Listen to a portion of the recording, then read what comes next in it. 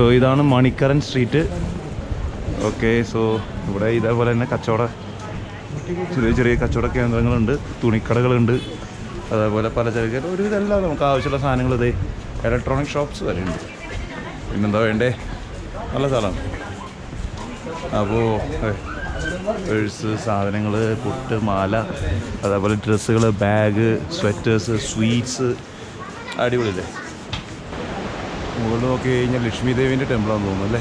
ലക്ഷ്മി ദേവീൻ്റെ ടെമ്പിളാണ്. Complete wood and furnished ആണ് കേട്ടോ. ഇവിടുത്തെ ടെമ്പിളൊക്കെ നമ്മളവിടെ കണ്ടപ്പോഴും ശ്രദ്ധിച്ചില്ലേ, നല്ല വുഡ് ആൻഡ് ഫർണിഷ്ഡ് ആണ് ഇവിടുത്തെ ടെമ്പിളൊക്കെ വയ്ക്കുന്നത്. ഫുൾ വുഡാണ്. അതേപോലെ കൊത്തുപണികളും കാര്യങ്ങളൊക്കെ ചെയ്തു വെച്ചിട്ടുണ്ടാവും. നല്ല രസകരമായിട്ട്. ഇത് ഒറ്റത്തടികളൊന്നുമല്ല, ചെറിയ ചെറിയ ടൈൽസ് പോലത്തെയാണ് ചെയ്തേക്കുന്നത്. എന്നാലും നല്ല ഭംഗിയുണ്ട് കാണാനായിട്ട്. നമ്മൾ വന്നു കഴിഞ്ഞാലേ നമുക്ക് മെയിനായിട്ട് എൻജോയ് ചെയ്യാൻ പറ്റുന്ന സ്ഥലങ്ങൾ എവിടെയൊക്കെയാണ്? മെയിനായിട്ട് എൻജോയ് ചെയ്യണമെങ്കിൽ മാക്സിമം നമ്മൾ ട്രക്ക് തന്നെ ചൂസ് ചെയ്യണം. ഈ ബൈക്ക്, കാർ അങ്ങനത്തെ കാര്യങ്ങളൊന്നും നോക്കാണ്ട് മാക്സിമം നടന്നെത്താൻ ദൂരങ്ങളിൽ, ലോക്കലായ സ്ഥലങ്ങളിൽ അങ്ങോട്ടേക്ക് എത്തിക്കണം. പിന്നെ കസോളിലേക്ക് വരികയാണെങ്കിൽ കസോളിന് അടുത്തായിട്ടുള്ളത് ട്രക്കിംഗ് എന്ന് പറയുന്നത് ഗ്രഹനുണ്ട്. പിന്നെ കസോളിൽ നിന്ന് അടുത്ത് തന്നെ ചലാൽ വില്ലേജ് പോവാം, കട്ടാഗ്രിയിലേക്ക് പോവാം. പിന്നെ അവിടെ നിന്ന് അങ്ങോട്ടേക്ക് മണികരനിലേക്ക് പോവാം. മണികരൻ നിന്നാണ് പിന്നെ അങ്ങോട്ടേക്ക് ബർഷനിലേക്കും പിന്നെ ഷിലയിലേക്കും പിന്നെ കീർഗംഗ ട്രക്ക്, തോഷ്, കൽഗ, പുൽഗാക്ക് അങ്ങോട്ടൊക്കെ പോകാൻ പറ്റും. ഓക്കെ, അപ്പോൾ മണാലിയിൽ സ്പെൻഡ് ചെയ്യുന്നതിനെക്കാട്ടി നമ്മൾ ഇവിടെ വന്നു കഴിഞ്ഞാൽ ഒത്തിരി എൻജോയ്മെൻറ്റ് ചെയ്യാനുള്ളതും ഒത്തിരി മണാലി എൻ്റെ ഒരു പേഴ്സണൽ അഭിപ്രായം പറയുകയാണെങ്കിൽ മണാലി ഈസ് ഹണിമൂൺ ഡെസ്റ്റിനേഷൻ ഇല്ലെങ്കിൽ അങ്ങനത്തെ ഒരു വൈബുള്ള സ്ഥലമാണ്. ഇപ്പോൾ if you are into travelling, പിന്നെ ആ സ്ഥലത്തുള്ള ലോക്കൽ കാര്യങ്ങൾ കണ്ടുപിടിക്കുക, അങ്ങനത്തെ എക്സ്ട്രീമായിട്ട് ഉള്ളോട്ടേക്ക് ഡീപ്പായിട്ട് ഡെപ്തായിട്ട് പോകണമെന്നുണ്ടെങ്കിൽ ഇങ്ങനത്തെ സ്ഥലങ്ങൾ തന്നെ വരേണ്ടി വരും. ഓക്കെ, നിങ്ങൾക്ക് എന്താണ് പറയാനുള്ളത്? എത്ര നാളായി ഇവിടെ വന്നിട്ട്? നമ്മളെ കഫേ ഇപ്പോൾ വന്നിട്ട് 4 years ആയി. കഫേ തുടങ്ങി. കഫേ ഉണ്ടല്ലേ അവിടെ? മോക്ഷ കഫേ. ഓക്കെ, അതൊന്ന് ഇൻട്രൊഡ്യൂസ് ചെയ്തോളൂ. നമ്മുടെ ഫ്രണ്ട്സ് വരുമ്പോഴത്തേക്ക്. ഹോം സ്റ്റേൻ്റെ പേരാണ് മോക്ഷ കഫേ. കട്ടാഗ്ലിലാണ്. കസോളിൽ നിന്ന് ഒരു എക്സാക്ട്ലി 3 kilometers പിന്നിലോട്ടേക്കുള്ള ഒരു റിമോട്ടായ വില്ലേജ് ഉണ്ട്. ആ വില്ലേജിൻ്റെ ഏറ്റവും ലാസ്റ്റ് ഒരു കഫേയാണ് മോക്ഷ കഫേ.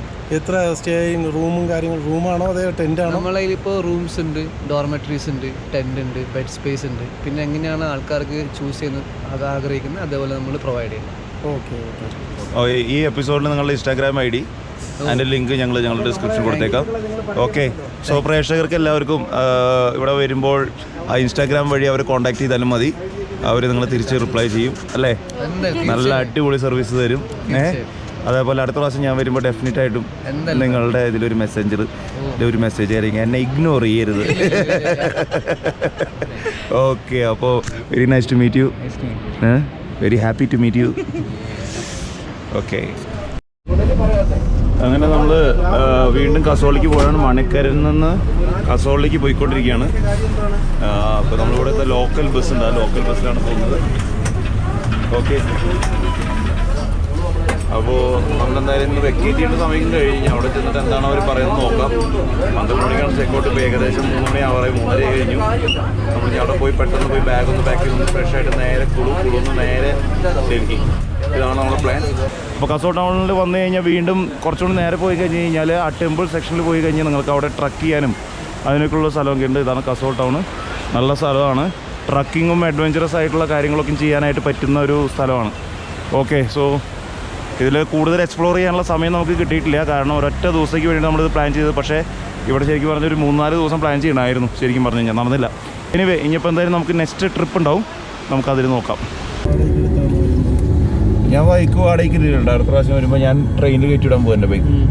നല്ലതാട്ടോ.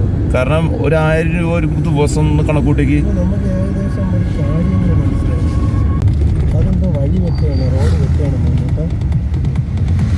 റോഡൊക്കെ വെട്ടുന്നുണ്ട് കേട്ടോ. നല്ല സ്ലൈസ് ചെയ്ത് ലെയർ പോലെയുള്ള കല്ലുകളാണ് അവിടെ. ലെയർ അല്ലേ? इधर रॉक फॉलिंग एरिया है पूरा, प्रॉब्लम नहीं है.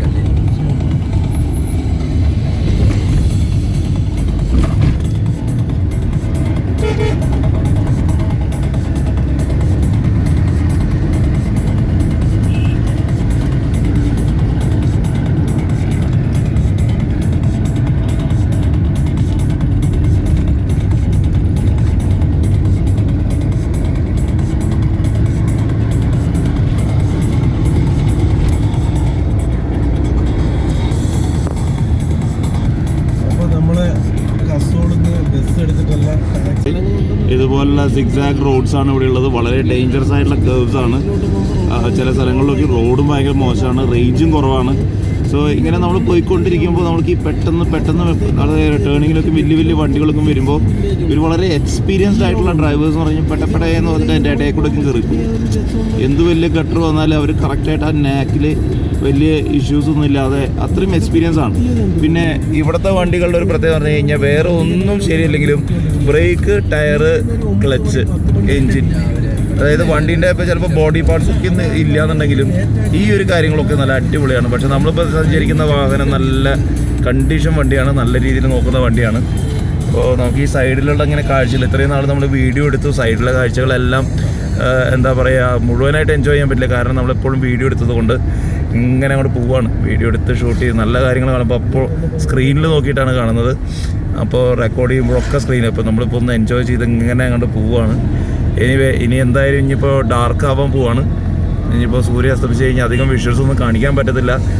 അപ്പോൾ നമ്മൾ അവിടുന്ന് ബസ് കയറുന്നത് വരെ അവിടെ ചെറിയൊരു കറക്കം കറങ്ങി ചെറിയൊരു എന്തെങ്കിലും ഒരു പർച്ചേസ് ചെയ്യാൻ പറ്റുമെന്നൊക്കെ നോക്കണം. അത് കഴിഞ്ഞിട്ട് വേണം കയറാൻ. ഓഹോ, നല്ല രസം.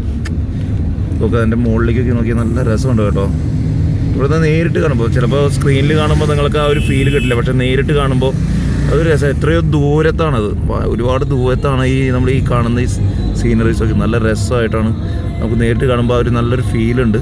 സ്ക്രീനിൽ കാണുമ്പോൾ ആ ഫീൽ നിങ്ങൾക്ക് കിട്ടുന്നുണ്ടോ അറിയില്ല. എന്തോ അതുകൊണ്ട് തന്നെ നിങ്ങൾ നേരിട്ട് വരിക, ഇവിടെ മണാലിയിൽ വരിക, കസോൾ വരിക, എൻജോയ് ചെയ്യുക. സോ ഇത് ഇവിടുത്തെ ലോക്കൽ വണ്ടിയാണ്. അതായത് കസോളിൽ നിന്നും നമുക്ക് വീണ്ടും കുളുവിലേക്ക് പോകണമെന്നുണ്ടെങ്കിൽ അതിലേക്ക് പോകുന്ന ലോക്കൽ വണ്ടിയാണ് നമ്മളിപ്പോൾ പിന്നിൽ പോയത്. സോ ഇതിൻ്റെ തന്നെ നമുക്ക് അവിടുന്ന് വോൾവോ ബസ്സും കിട്ടും. അത് വേറെ റേറ്റാണ്. അതിൻ്റെ സമയമൊന്നും നമുക്കറിയില്ല, കാരണം നമുക്കിപ്പോൾ സമയമില്ലാത്തതുകൊണ്ട് നമ്മൾ പെട്ടെന്ന് അവിടെ എത്താൻ വേണ്ടി നമ്മളിപ്പോൾ ആൾട്ടോ എടുത്തേക്കാണ്. അപ്പോൾ നമുക്ക് ഇവിടുന്ന് അങ്ങോട്ട് പോകാൻ ഫിക്സഡ് റേറ്റാണ്. 1200 രൂപയാണ് ആൾട്ടോനെ അവിടെ ചോദിച്ചേക്കുന്നത്. അതെല്ലാവരുടെ അടുത്തും ഫിക്സഡ് റേറ്റാണ്. പിന്നെ നമ്മളിപ്പോൾ ഇനിയിപ്പോൾ വൈകുന്നേരം ഒരു 6 മണി 7 മണി കഴിഞ്ഞിട്ടാണ് നമ്മൾ ട്രാവൽ ചെയ്യുന്നുണ്ടെങ്കിൽ ചെറിയൊരു ഡിസ്കൗണ്ടും കാര്യങ്ങളൊക്കെ ഡ്രൈവർ തന്നാൽ തന്നു, അത്രയേ ഉള്ളൂ. സോ അതൊക്കെ ഫിക്സഡ് റേറ്റാണ്.